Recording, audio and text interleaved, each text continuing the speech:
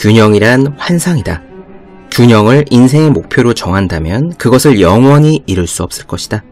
미국 기업인 멜린다 브라운의 말입니다. 제가 검도를 수련하다가 질문을 했습니다. 가장 안정된 자세란 어떤 것입니까? 실업팀의 주장과 코치를 겸하던 사범님은 이렇게 답했어요. 안정된 자세란 없습니다. 역삼각형처럼 불안정하지만 그 역삼각형이 계속 움직이기 때문에 안정된 겁니다. 그렇습니다. 공부 계획을 세울 때 잊지 말아야 하는 것이요. 모든 계획은 어그러지기 마련이라는 사실입니다. 운동을 빠지는 날도 있고 공부를 못하는 날도 있죠. 움직이지 않는 완벽한 균형점은 존재하지 않습니다. 설사 하루의 계획이 어긋나더라도 1년의 계획은 들어맞는 사람이 진짜 고수입니다. 경조사가 생겨서 공부를 못하면 주말에 보충하면 되죠. 이번 주에 바빠서 운동을 걸렀다면 다음 주에 좀 더 시간을 쓰면 됩니다. 안정은 움직임 속에 있습니다. 팽이는 계속 도는 한 쓰러지지 않습니다. 책상에 올려두기만 해도 공부하고 싶어지는 365 홍콩 캘린더. 진정한 안정은 끊임없는 움직임 속에 있다. 의 한 대목으로 시작합니다.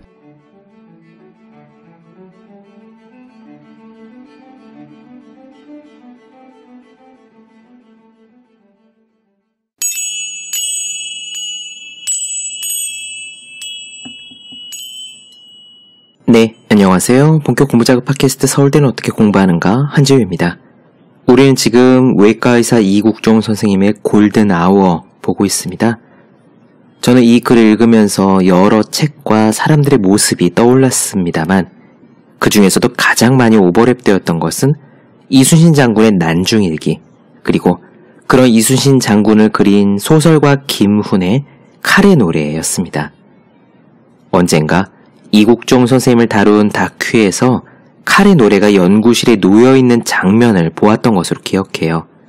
그때 어렴풋이 참 잘 어울린다 라고 생각했었는데 이번에 골든 아워를 보니 제가 괜히 그런 생각이 들었던 것이 아니더라고요.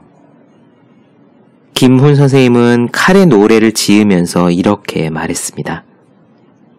희망을 말하지 않고, 희망을 세우지 않고, 희망에 기대지 않고, 희망 없는 세계를 희망 없이 돌파하는 그 산의 슬픔과 고난 속에서 경험되지 않은 새로운 희망의 싹이 돋아나기를 바란다. 칼의 노래를 읽으신 분들, 그리고 이순신 장군이 임진왜란 때 어떻게 싸우고 버티셨는지를 아시는 분들은 지금 말씀드린 이 문장의 의미를 이해하실 겁니다. 희망이라고는 조금도 없는 시대에 희망에 기대지 않고 그저 해야 할 일을 묵묵히 해냄으로써 어둠을 돌파해 나가셨죠. 거기에 무슨 멋진 동기부여나 감동적인 해피엔딩이나 그런 것에 대한 기대는 존재하지 않습니다. 이국종 선생님도 비슷합니다. 골든 아워를 읽으시면 놀라실지도 몰라요. 앞으로는 좋아질 것이다. 우리나라를 더 좋은 사회로 만들어야 한다. 같은 희망적인 이야기는 단 하나도 없습니다. 더 이상은 버틸 수 없다. 어디에도 길은 보이지 않는다. 이런 방식으로는 지속할 수 없다. 한국 사회에서는 안 된다. 한 달에 380시간을 근무하면서 수술을 하느라 한쪽 어깨와 한쪽 다리를 다치고 한쪽 눈이 실명되면서 버티고 버티지만 그 버팀의 이유는 의미가 있어서도 희망이 있어서도 아니었습니다. 그저 그것이 밥벌이였고 당장 배가 터지고 다리가 으깨진 환자들은 쏟아졌으며 그런 곳에서 직장인으로 일하는 한 실제로 이 책에서는 직장인이다, 말단 노동자다라는 말이 무수히 등장하거든요. 그 상황에서 이국종 선생님은 해야 할 일에 최선을 다했던 것 뿐입니다. 그것이 원칙이니까요. 오늘은 어린 시절 이야기가 나옵니다.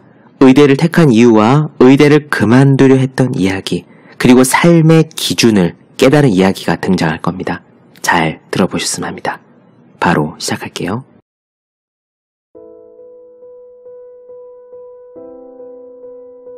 한국전쟁이 끝난 후 거리에는 눈알이 터져서 안대를 하고 팔다리가 끊어서 불구가 된 참전 군인들이 넘쳐났다고 했다.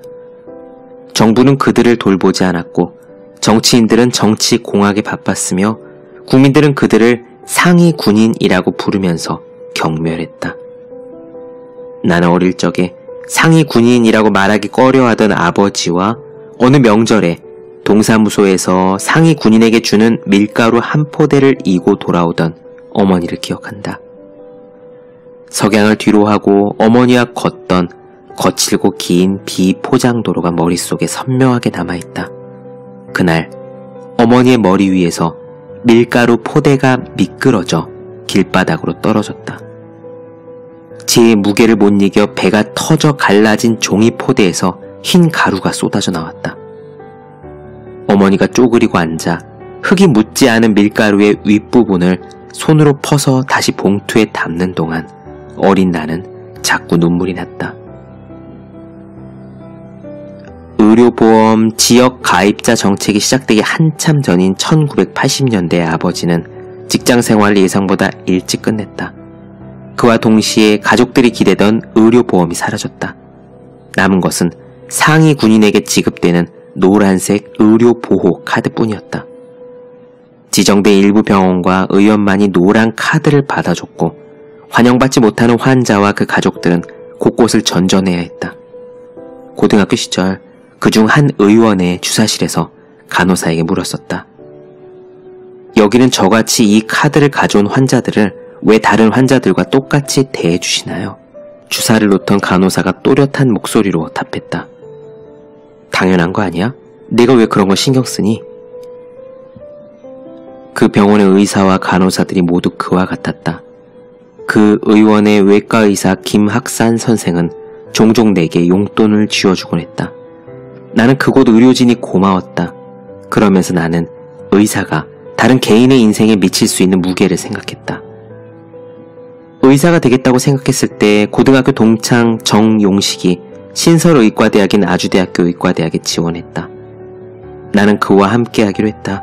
그는 어린 시절부터 친구였고 공부를 잘했으며 마음도 깊었다. 그런 그와 함께 계속 공부하고 싶었다. 전공 선택의 이유도 같았다. 외과 수술은 육체적 부담이 크고 전공 선택 시 그런 임상과는 의대 졸업생들이 선호하지 않았다. 정용식은 의과대학을 수석 졸업하고도 그런 외과를 선택했고 나도 그 길에 합류했다. 외과를 업으로 삼는 우리의 일상은 갈라지고 짓 이겨진 살과 부서진 뼈와 장기들, 끊어진 신경과 어긋난 조직, 솟구치는 핏물 속에 있었다. 병원 밖으로 나갈 수 있는 날이 많지 않았다. 삶은 평범함과 거리가 멀었다. 그래도 나는 수술이 좋았고 수술방의 감도는 서늘한 감촉을 사랑했다.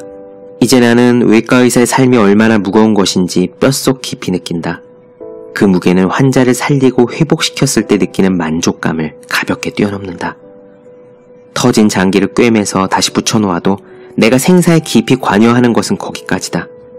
수술 후에 파열 부위가 아물어가는 것은 수술적 영역을 벗어난 이야기고 나는 환자의 몸이 스스로 작동해 치유되는 과정을 기다려야만 한다.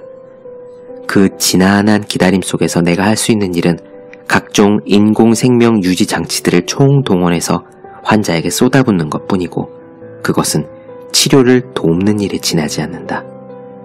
내가 직접 환자를 온전히 살려낸다거나 살려냈다고 할 수 있을까? 나는 그 질문에 답할 수 없었다. 외과의사로 살아가는 시간이 쌓여갈수록 외과의사로서 나의 한계가 명백히 다가왔다. 의과대학 시절 인간의 생사에 관여하기 위해 배워야 할 것들은 넘쳐났다. 동기들은 방대한 학업량에 쓰러져 나갔다. 무거운 과목들로 짜인 학기들을 지날 때마다 20%가 유급을 당했다. 본과 2학년을 마칠 때쯤 강의실에는 입학생 가운데 절반만이 남았다. 살아남고자 이를 악물었고 남은 이들 중 하나가 되었을 때 나는 행운이라 여겼다. 본과 3학년이 되면 실습을 나가야 했다. 신생이었던 아주대학교 의과대학은 연세대학교 세브란스 병원의 실습 과정을 일임했다. 나는 그곳으로 가지 못했다. 위태롭던 집안이 풍비박산하면서 살인적인 의과대학 커리큘럼을 더는 소화할 수가 없었다. 아무런 지원이 없이 의대 공부를 계속해 나가는 것에 힘에 부쳤다. 차선이 되어야 할 군대가 우선이 되었고 졸업하지 않았으므로 일반 병이어야 했다. 그날로부터 나의 자리는 해군의 갑판 수병이었다. 내가 함상 훈련을 받던 경기함은 낡은 구축함이었다. 1980년대까지도 한국 해군에는 잠수함이 단 한 척도 없었다. 전력은 북한의 열세였으며 작전 해역에 북한 잠수함과 각종 신형 고속 함정들이 출몰하곤 했다. 미국 정부는 이를 경계해서 1970년대 초반 기어링급 구축함 7척을 한국 해군에 무상으로 내줬다. 미국 해군이 2차 세계대전 때부터 쓰다가 퇴역시킨 구축함들로 함정의 피로도는 극심했다. 함수에 있는 5인치 포를 발사할 때마다 함 내의 모든 이음새가 틀어졌다. 녹가루가 떨어지며 이격했고 형광등이 깨져나갔다. 비만 오면 브릿지에서 상갑판에 이르기까지 사방에서 비가 새어들어갔다. 함정에는 제2차 세계대전 당시부터 대를 이어서 산다는 미국산 쥐들이 돌아다녀 전선망을 갉아먹었다. 합성과 누전으로 인한 자잘한 고장은 끊이지 않았다. 함정의 프로펠러를 돌리는 옛날식 증기 터빈은 제너럴 일렉트릭사에서 만든 것으로 민간 어선에서조차 쓰지 않는 것이었다. 그럼에도 이 낡은 함들만이 해상에서 헬리콥터를 함상에 앉힐 수 있었다. 이들마저 없으면 한국 해군은 항공 전력을 끌고 바다로 나갈 재간이 없었다. 해군은 이 낡은 구축함에 한국의 광역자치단체 이름을 따 경기함, 강원함, 충북함, 전북함 등으로 함명을 붙여 각 함대의 기함을 맡기고 제2차 세계대전 때 쓰던 수동식 함포로 마르고 닳도록 연습했다. 한 선임은 해군은 제한된 상황에서도 낡은 장비와 부족한 보급을 탓하지 않는다 라고 했고, 우리는 주어진 상황에서 어떻게든 함을 띄워야 한다 라고도 했으며, 그것이 이순신 제독 때부터 내려오는 해군의 전통이라고 했다. 물러설 자리가 없는 곳에서는 모든 것이 명료해진다. 검푸른 바다 위는 사지이자 전장이고 생존의 터였다. 그 위에서 해군들은 미루지도 물러서지도 않았다. 속을 헤아릴 수 없는 물길 위에 선 사람들에게 섣부른 잔꾀 따위는 없었다. 단순하고도 순결한 세상, 나는 그것이 좋았다. 갑판 수병으로서 최선을 다하며 처음으로 편안함을 느꼈다. 그런 내게 주위의 선임 사관들은 어떻게든 졸업을 하라고 격려했다. 한 상사가 전출을 가던 날 나는 우연히 배웅을 맡아서 그를 따라 나섰다. 늦 여름의 새벽이었다. 그는 베트남 전쟁이 한창일 때 인관에서 평생 해군 부사관으로 살아온 사람으로서 함정 기간괴통의 현장 전문가로 명망이 높았다. 오랜 함상 근무를 끝내고 육상 기지로 왔을 때 고속정의 잔잔한 진동에도 무릎을 많이 아파했다. 다시는 바다 위로 돌아가지 않을 것 같았던 그가 육상 기지로 온 지 3개월 만에 또다시 함상 근무에 자원했다. 앞서 걷던 그가 나를 돌아보고 무심히 말했다. 국수나 한 그릇 먹고 헤어지자. 나는 그에게 물었다. 무릎이 안 좋다고 하셨는데 함상 근무 괜찮으시겠습니까? 그는 대답 없이 컵에 담긴 물을 한 번에 들이켰다. 너 의대 다니다 왔다고 했지? 네. 복학하면 몇 년을 더 다녀야 하지? 2년 더 다니면 됩니다. 학교는 꼭 잘 맞춰라. 그가 말을 이으려던 참에 국수가 나왔다. 김이 오르는 맑은 멸치 국물을 한 모금 떠서 마셨다. 눈앞에 그는 바다로 가면 몸이 아플 것을 알면서도 다시 바다로 돌아가는 중이었다. 나는 그 회기를 이해하고 싶었다. 밖으로 나와 말없이 역전 계단을 오를 때 한두 계단 앞서가던 그가 입을 열었다. 나는 의사들이 하는 공부가 어떤 건지 잘은 모르지만 말이야. 거기에도 원칙이라는 게 있지 않아? 이를테면 의사들이 환자를 치료할 때 꼭 지켜야 하는 것들, 그런 거 있잖아. 그랬다. 그는 최일선에서 겪은 것을 토대로 문제점을 파악하고 개선하고자 했다. 그 사실을 대형 함의 함장들과 전대장, 함대 사령관에게까지 전달하려고 애썼다. 그러나 그가 지적한 문제들은 쉽게 개선되지 않았다. 그가 제기한 문제는 함대 사령관도 알고 해군 참모총장도 알고 국방부 장관이나 대통령도 알고 있을 것이었다. 그러나 그 같은 문제를 해결하려면 정치적 결단이 필요하다. 예산은 정해져 있고 얽힌 이해관계는 복잡한 데다 해군에서 개선이 시급한 상황은 이뿐만이 아니다. 그도 이러한 사실을 알았으나 자신이 발견한 문제점을 좌시하지 않고 개선해보고자 나름 애써왔다. 그래도 나는 뱃사람이다. 하는 데까지 해보다가 안 되면 다시 배 타면 되지. 절이 싫으면 중이 떠나는 거야. 그는 내게 의사가 되라고 신신당부를 했다. 나를 보지 않은 채 손을 내저으며 계단을 내려갔다. 따라오지 말라는 의미였다. 나는 그 자리에서 움직이지 않았다. 그가 오른 전동차가 천천히 플랫폼을 빠져나가는 모습을 한 자리에 서서 끝까지 지켜보았다. 원칙을 지켜야 한다. 하는 데까지 최선을 다해서 옳은 것을 주장하며 굽히지 않는다. 안 될 경우를 걱정할 것은 없다. 정 안 되면 다시 배를 타러 나가면 그뿐이다. 나쁜 보직을 감수할 자세만 되어 있으면 굳이 타협할 필요가 없다. 원칙에서 벗어나게 될 상황에 밀려 해임되면 그만하는 것이 낫다. 그것은 단순한 논리였다. 바다 위에서 만난 병사들이 그와 같았고 대개의 뱃사람들이 그러했다. 그의 말들은 짙은 쪽빛으로 머릿속을 깊이 물들였다. 집안 사정은 나아지지 않았고 나는 달리 새로운 길을 찾지 못했다. 어떻게든 해보라던 선임들의 말이 뇌리에 남았다. 뚜렷한 방책은 없었으나 다시 의과대학으로 돌아왔다. 정용식과 그 가족들의 도움에 기대어 대학 공부를 마쳤다. 바다 위에서 배운 단순한 논리가 인생의 방향타가 됐다.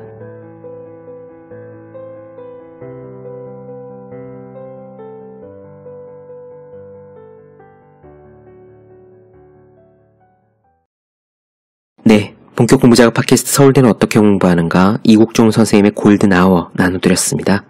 더 많은 이야기가 궁금하신 분들, 질문사항 있으신 분들은 제 유튜브 채널 서울대는 어떻게 공부하는가, 네이버 블로그 허생의 즐거운 편지, 다음 카카오 브런치 한주의 브런치, 인스타그램 해시태그 서울대는 어떻게 공부하는가 검색해주시면 좋겠습니다. 또 지금 매일매일 공부하고 계시는 모든 분들, 학생, 수험생, 취준생, 직장인 등 공부하고 계시는 분들을 위해서 어떻게 공부해야 효율적으로 공부할 수 있는 설명한 혼자 하는 공부의 정석, 그리고 책상에 올려두기만 해도 공부하고 싶어지는 365 홍콩 캘린더 아직 읽지 않으셨다면 꼭 한번 읽어보셨으면 합니다. 분명 도움이 되실 거예요. 저는 그럼 다음 시간에 뵐게요. 여러분 모두 열심히 공부하십시오. 저도 열심히 하겠습니다.